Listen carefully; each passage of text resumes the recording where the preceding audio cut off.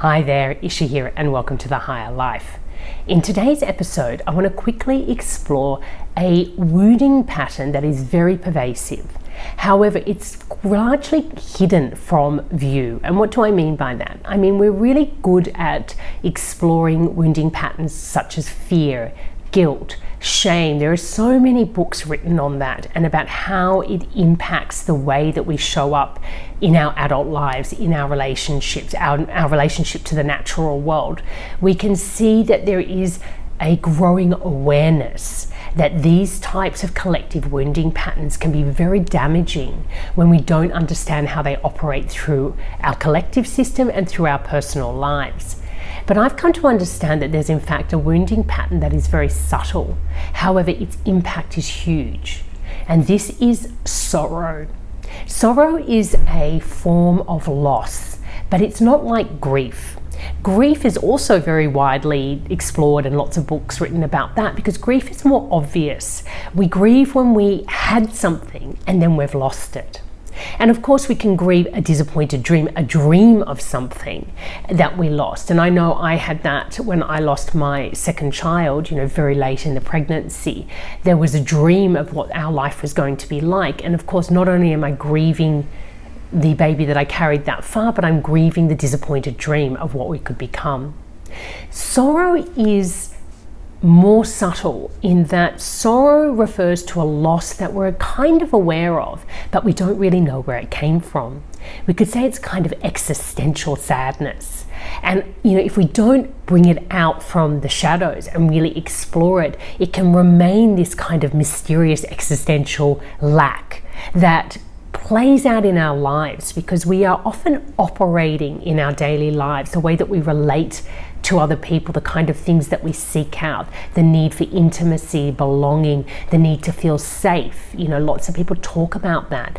It really is born out of this underlying sorrow, this lack of something that didn't happen in our lives, and we're just feeling uneasy all the time. We feel out of center, or we've created this amazing, superficial material life that somehow compensates for this darker feeling, and we think that we're not susceptible to it, but we really are. Every single human being is feeling. If you would really sit down and sit with yourself in your life, you would come to feel this sorrow. It's this lack of emotional nurturance. It's a lack of psychological guidance. It's a lack of spiritual nourishment that we are experiencing as a collective, but we have also experienced in our individual lives throughout the first 21 years of life, which is called your maturation process, that process of individuating. It's usually in our family of origin or in our tribes or our cultures that this need for emotional sustenance, this need to understand and have emotional freedom was not met in our family systems. And we tend to internalize and to overcompensate, become adults too quickly. Our emotions are not fully developed, but our mental patterning has to mature far too quickly. So we have this psychological duress about having to grow up too quickly. We have this emotional anxiety about not feeling strong enough emotionally to cope because we haven't had the space to really develop our emotional resilience. These is sort of something that we needed to be doing when we were young, almost like going to the gym. And if we didn't have the right adults around that could really model to us what an emotionally healthy, a psychologically empowered human being looks like, and not only that, to develop that within us as children, we know that we're lacking something. There's an aspect of our potential that just hasn't been cultivated and developed.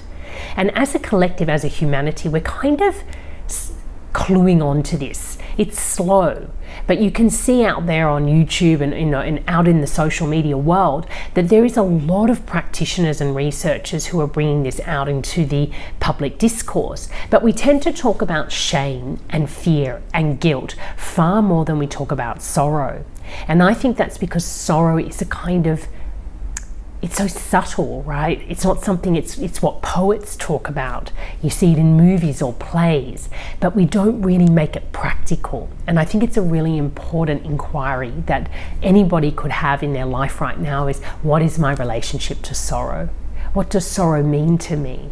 How do I try to compensate or avoid or ignore this feeling, this emptiness in my life by overperforming, underperforming, trying to achieve a lot, trying to create a family system that looks better than the family system that you came from, people pleasing. I mean, all these psychological constructs or tools that we use to compensate for this lack, this part of our potential that was not appropriately developed when it should have been.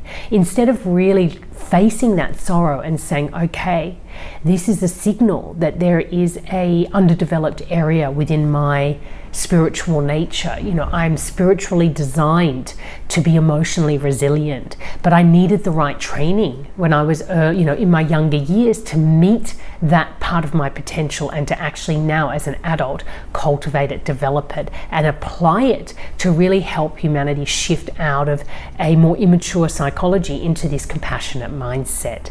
You know, obviously wanting to set up the right conditions so we can step up in consciousness and become a more awake, enlightened and joyful species, one that is found its alignment back with the natural way and with nature, and that we can thrive in a planetary sense. You know, it really is so simple in some ways, but the work is not simple. It's quite difficult to actually navigate the world of sorrow because it's hard to conceptualize a loss wounding pattern like this one. Very short lesson today. I've done a much larger one on this topic at Higher Life TV, so you can always make your way over there and look at the longer lesson where I dive a lot more deeply into sorrow and how it relates to this larger unfolding that's happening at the moment, where we're moving out of this progress mindset into a high potential mindset, the compassionate or contemplative mind. So until next time, take care and love life.